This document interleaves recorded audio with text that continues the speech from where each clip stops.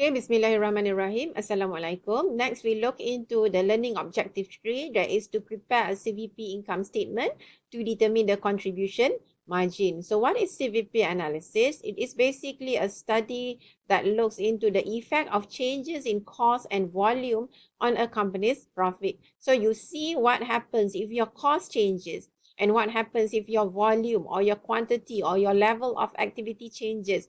What's the impact on your profit? So it is very important in the profit planning. It is the critical factor in management decision are setting selling prices, determining product mix and maximize use of production facilities. So basically you are looking at the relationship between the cost and volume and what is the effect on the company's profit. So that will be, you need to know the basic components of your CVP analysis. That will be the volume or the level of activity or the quantity or the level of production. They are all means the same, okay? And then you are looking at the selling price. So the unit selling price or the selling price per unit. And then you are looking at the variable cost per unit. What is the variable cost per unit of your product? And then you need to look at the total fixed cost. What is your total fixed cost? And then you look at the sales mix if you have more than one item that you sell. Okay, so these are the basic components when you do the CVP analysis. So assumptions are the things that you hold constant. So assumptions is there because if you don't have these assumptions, you won't be able to do the analysis or you won't be able to do CVP analysis. That's why you have to hold certain things constant. So in this case, you will have the assumptions for the CVP analysis. That means you assume that the cost, the behavior of the cost and revenue is linear throughout the relevant range of the activity. And then you assume that you can split your cost either into variable or it is a fixed cost. So you ignore whether if your cost is a mixed cost, then you can always split that into your fixed cost and variable cost. So this one is another assumption for the CVP analysis. And then what about the factors that affect your cost? So we assume that the activity level are the only factors that affect the cost. Whereas, in fact, in reality, there are other factors that can affect your cost. What are they? For example, if there were to be any outside factors, the environmental factors, what about the technological advancement? What about the changes in the political stability? So all those things will affect your cost. For example, now we are in the pandemic COVID-19. So that can also affect the cost. But for your CVP analysis, you don't take that into consideration. You assume that there is only one and only factor that affect your cost, that is the changes in the activity level. And then all units produced are sold. Therefore, you don't have any opening or closing inventory or closing stock.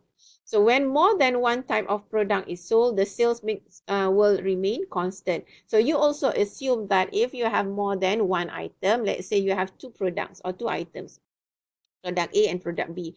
And let's say you produce 60% of A and 40% of B. So you assume that this sales mix, the 60-40%, will remain throughout. So that is the assumptions that you have for the CVP analysis. So this one is just a question to test you. Which of the following is not involved in CVP analysis? Is that the sales mix? Is that the unit selling price? Is that the fixed cost per unit or the volume or level of activity? What do you think would be the answer? So the answer would be the fixed cost per unit because we look into the total fixed cost and not the fixed cost per unit. Yeah, remember we look at the total fixed cost and not the fixed cost per unit. So you need to understand the basic concept of CVP analysis. What are the assumptions, things that you hold constant when you want to do the analysis. Okay, if you just Google to see what is CVP analysis, so you can see that CVP analysis is a method of cost accounting that looks at the impact that varying levels of cost and volume have on the operating profit. So that means you are looking at the cost, at the volume or the quantity or the level of production. They are all means the same. And then you look at this impact on your profit.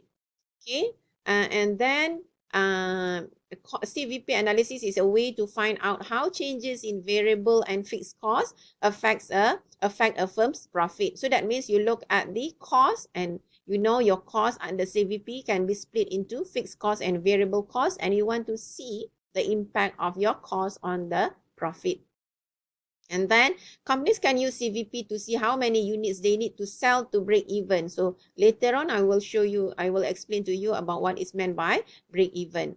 Okay, and then CVP analysis also makes several assumptions. So when we want to do the CVP analysis, you need to have certain assumptions that includes the sales price, the fixed and variable cost per unit that we assume just now, it is constant. So all your and they have a linear relationship. Remember all the assumptions that you have. Okay, you can just see other websites also mention about the CVP analysis. Okay, also known as the break-even analysis. So sometimes they use the term break-even analysis. Is actually referring to the CVP analysis.